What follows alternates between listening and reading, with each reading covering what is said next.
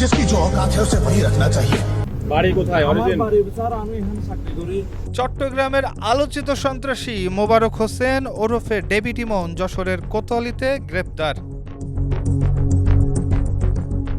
যশোরের police super Syed Rafiqul Islam সমকালকে এ তথ্য নিশ্চিত করেছেন। পুলিশ সুপার বলেন, মঙ্গলবার রাত ৩টার দিকে গোয়েন্দা তথ্যের ভিত্তিতে চেকপোস্ট বসিয়ে কোতোয়ালির ঝুমঝুমপুরে ডেভিডকে গ্রেপ্তার করা হয়েছে। অভিযানে অংশ নেয় জেলা গোয়েন্দা ও কোতোয়ালি থানার একাধিক দল। দেশের মানুষকে প্রতিদিন সুরক্ষিত রাখার প্রত্যয় নিয়ে সেফটি কেবলস সহ এলো সেফ সিলিং ফ্যান। গ্রেপ্তারের পর ইমনকে চট্টগ্রাম জেলা পুলিশের কাছে হস্তান্তর করা হয়। চট্টগ্রাম রেঞ্জের অতিরিক্ত ডিআইজি নাজিম উদ্দিন বলেন, গত রাতে গোপন তথ্যের ভিত্তিতে ভারত পালিয়ে যাওয়ার সময় যশোরের ঝুমঝুমপুর থেকে যশোর পুলিশের সহায়তায় তাকে আটক করা হয়।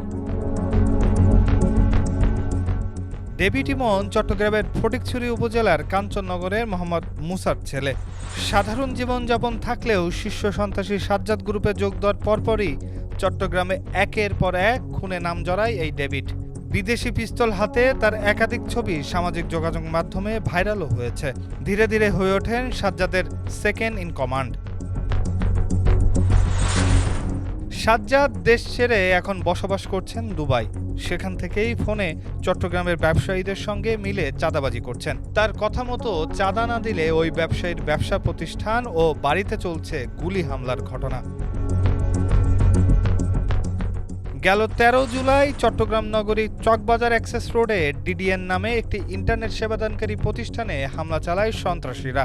এই ঘটনায় থানায় মামলা হয়েছে। পরে র্যাব পুলিশ অভিযান চালিয়ে ২০ জনকে গ্রেপ্তার করে।